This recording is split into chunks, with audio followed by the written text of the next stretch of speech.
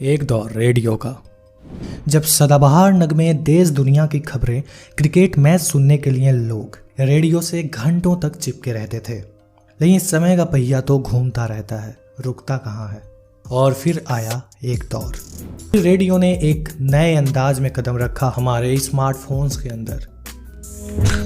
आपने भी कभी ना कभी फ़ोन में मौजूद इस FM रेडियो का यूज़ तो किया ही होगा, या फिर अगर आप थोड़े दिलचस्प किस्म के आदमी हैं तो अपनी महबूबा के लिए 2-4 नगमे भी डेडिकेट किए होंगे।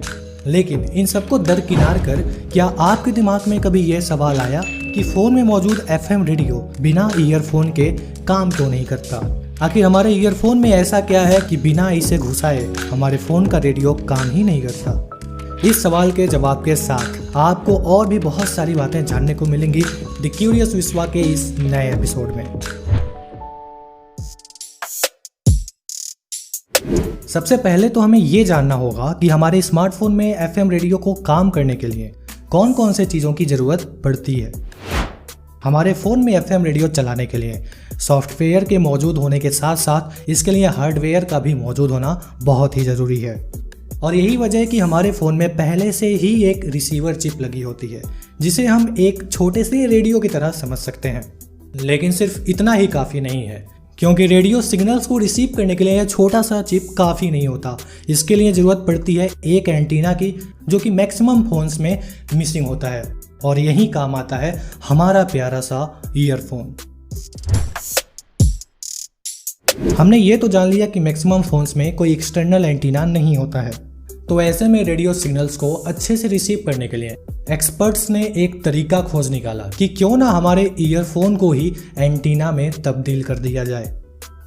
इसके लिए उन्होंने हेडफोन जैक में एक स्पेसिफिक पॉइंट बनाया और उसे रिसीवर चिप से कनेक्ट कर दिया गया। और फिर क्या, ईयरफोन लगाते ही हमारा एंटीना तैयार हो जाता है। अगर आप आज के टाइम में भी FM रेडियो यूज़ करते हो तो आपके लिए द क्यूरियस विश्वा की तरफ से एक बहुत ही काम की टिप।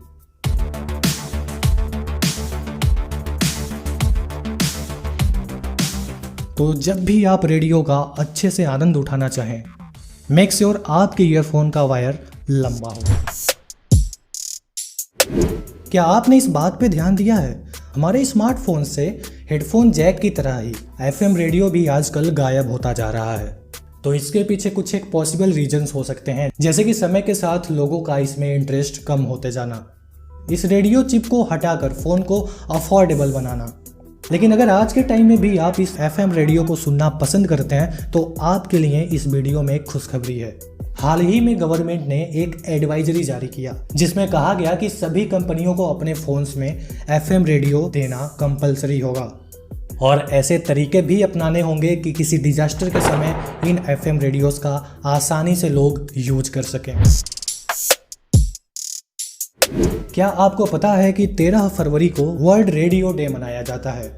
तो आई होप आज भी द क्यूरियस विश्वा ने आपको इसके पहले के एपिसोड पैरेडोलिया की तरह ही कुछ इंटरेस्टिंग बातें बताई और आपको वीडियो देखने में काफ़ी मज़ा आया होगा।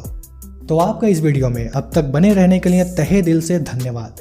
तो फिर मिलते हैं हमारे नेक्स्ट एपिसोड में, जिसके लिए सब्सक्राइब करिए द क्यूरियस विश्वा को और देखते रहिए द क्यूरियस विश्वा।